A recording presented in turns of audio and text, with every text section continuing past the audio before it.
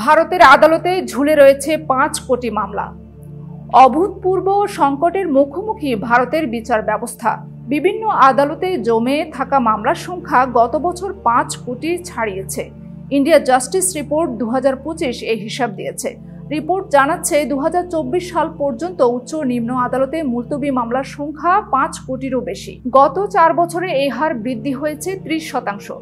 রিপোর্টের মতে যা গভীর উদ্বেগের। দেশের বিচার ব্যবস্থা এই গতির সঙ্গে তাল মিলিয়ে চলতে ব্যর্থ। রিপোর্টের পর্যবেক্ষণ ই-ফাইলিং, ডিজিটাইজেশনের মতো প্রযুক্তির সাহায্য উল্লেখযোগ্যভাবে বাড়ানো হলেও সমস্যা দূর হচ্ছে না কাঠামোগত সমস্যার সমাধান না হওয়ায়। কাঠামোগত সংস্কারের অভাবে দরুন প্রযুক্তির ব্যবহারও মামলার জোয়ার ঠেকাতে পারছে না। ফলে জনমনে হতাশা বাড়ছে, নড়ে যাচ্ছে বিচার ব্যবস্থার উপর মানুষের ভরসা। কারাগারগুলো উপচে পড়ছে ভিড়।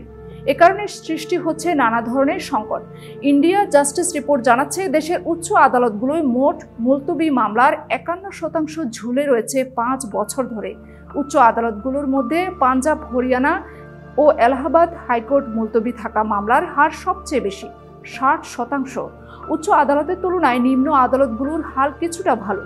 ২২ রাজ্যের নিম্ন আদালতে দায়ের হওয়া মামলার ২৫% ঝুলে রয়েছে ৩ বছর ধরে। এই রাজ্যগুলোর মধ্যে বিহারের হাল সবচেয়ে খারাপ। সেখানে নিম্ন আদালতে ৩ বছরের বেশি ঝুলে আছে ৭১% মামলা। পশ্চিমবঙ্গ, উড়িষ্যা ও উত্তরপ্রদেশে এই হার ৪৫%।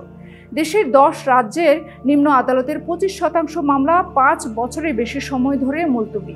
কোনো কোনো ক্ষেত্রে বিচারের আশায় মামলাকারীদের কাটাতে হচ্ছে ১০টা বছর।